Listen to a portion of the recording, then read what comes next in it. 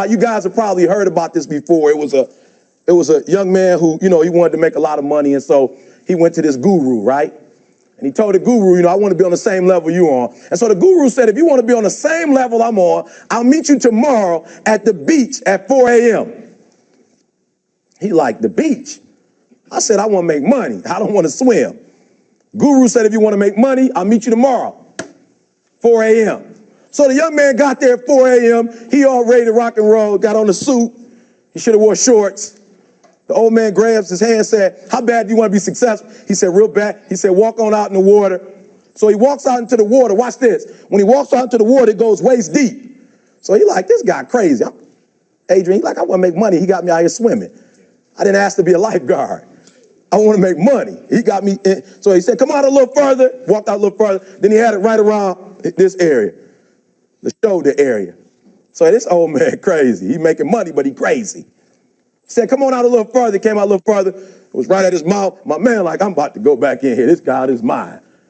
So the old man said, I thought you said you wanted to be successful. He said, I do. He said, walk a little further. He came, dropped his head in, held him down, hold him down. My man getting scratching, holding him down. I got you. I know you brushed it out, but I got you. He had him held down. I need you for an illustration. He had him held down. Just before my man was about to pass out, he raised him up.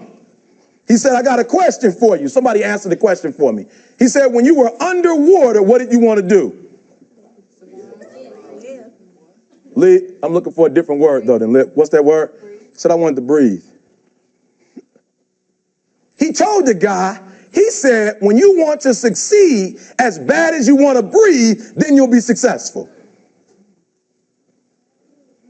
I don't know how many of y'all got asthma in here today, but if you ever had an asthma attack before, you short of breath, SOB, shortness of breath, you wheezing. The only thing you trying to do is get some air.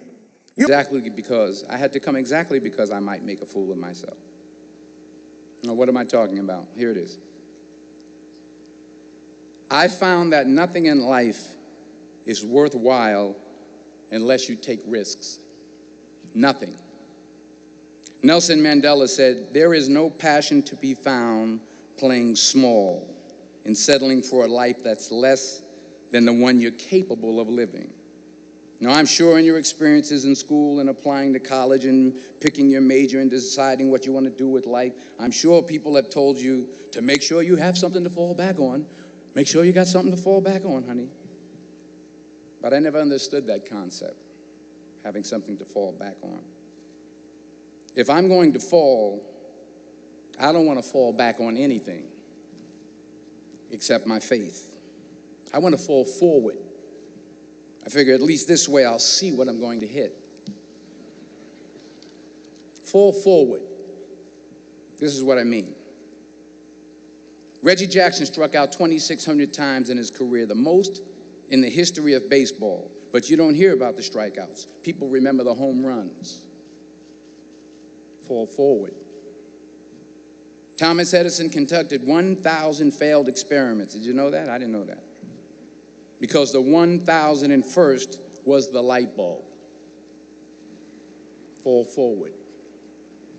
Every failed experiment is one step closer to success. You've got to take risks, and I'm sure you've probably heard that before, but I want to talk to you about why that's so important. I got 3 reasons, and then you can pick up your iPhones. First, you will fail at some point in your life. Accept it. You will lose. You will embarrass yourself. You will suck at something. There's no doubt about it. And I know that's probably not a traditional message for a graduation ceremony, but hey, I'm telling you, embrace it because it's inevitable. And I should know. In the acting business, you fail all the time. Early on in my career, I auditioned for a part in a Broadway musical. Perfect role for me, I thought, except for the fact that I can't sing. So I'm in the wings, I'm about to go on stage, but the guy in front of me, he's singing like Pavarotti. He's just, and he's just going on and on and on. And I'm just shrinking, I'm getting smaller and smaller. So they say, oh, thank you very much, and you'll be hearing from us. So I come out with my little sheet music, and it was Just My Imagination by the Temptations. That's what I came up with. So I hand it to the accompanist, and she looks at it and looks at me and looks out at the director and was like, all right. So I start, you know, I'm going to sing. I'm like, it's just my imagination once again, and then coming away with me. And I'm not saying anything, so I'm thinking I'm getting better. So I start getting into it. It was just my imagination. Running. They say, oh, yeah, thank you. Thank you very much, Mr. Washington. Thank you. So I assumed I didn't get the job. But the next part of the audition, he called me back. The next part of the audition is the acting part of the audition. So I'm like, hey, okay, maybe I can't sing, but I know I can act. So they pair me with this guy, and again, I didn't know about musical theater.